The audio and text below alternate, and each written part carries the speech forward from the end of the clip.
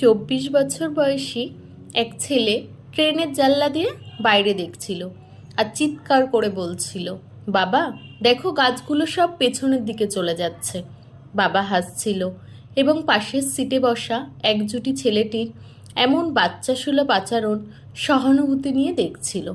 হঠাৎ করে ছেলেটি আবার চেঁচিয়ে উঠল, বাবা দেখো, মেঘগুলো আমাদের সাথে দৌড়াচ্ছে।